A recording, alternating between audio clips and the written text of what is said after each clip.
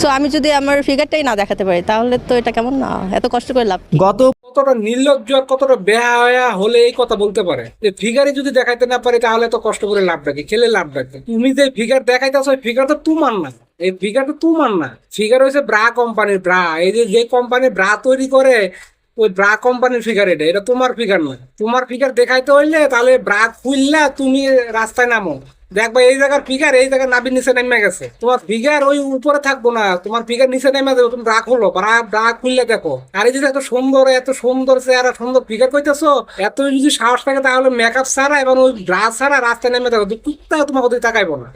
মানুষ তো দূরের কথা, কুত্তা তোমার ওদিকে তাকাইবো না। এই মেকআপ কোম্পানি ব্রা কোম্পানি যদি না থাকতো তাহলে তোমাদের মেয়েদের কি অবস্থা হইতো একমাত্র আল্লাহ পাকি ভালো জানে। এই যে সুন্দর সুন্দর এই যে গেট আপ ফিগারে যে দেখা যেত না, এগুলো কিচ্ছু থাকতো না, কিচ্ছু থাকতো না। তোমার 2 পয়সার দাম থাকতো না যদি এই ব্রা কোম্পানি আর মেকআপ কোম্পানি না থাকতো দুনিয়াতে।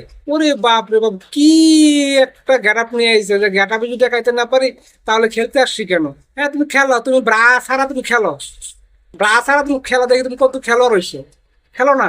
বাপরে বাপ, ব্রা কোম্পানি ব্রা নিয়ে কি সুন্দর মানে ফিগারের অ্যাড দিয়ে বেড়াইতেছে যে ফিগার দেখেন। তোমার ঘরে কি বাপ নাই, বড় ভাই নাই, ছোট ভাই নাই, তারা তোমার ফিগার দেখে না? নাম দিছে আবার সেলিব্রিটি ক্রিকেট লিগ। তোমরা ক্রিকেট খেলাইতে আইসো না ফিগার দেখাইতে আইসো? হ্যাঁ, তোমার যদি ফিগার দেখাইতে মনে করো, তুমি ক্রিকেট নাম দিছো কে লিগে? তুমি ফিগার লিগ নাম দিতা, তাহলে ফিগার দেখাইতে আইছি। তোমার এত যদি ফিগার দেখাইতে এতই মনে চায় তাহলে ব্রা খুললা আর মেকআপ ছাড়া জনগণের সামনেও ফিরাও তাকাইবো না, বলে আমার কুত্তা ফিরা তাকাইবো না। বাপরে বাপ, সমাজটার এক ধ্বংস করে ফেলাইছে এই তোদের মতো নোংরা মন মানসিকতা মেয়েদের কারণে।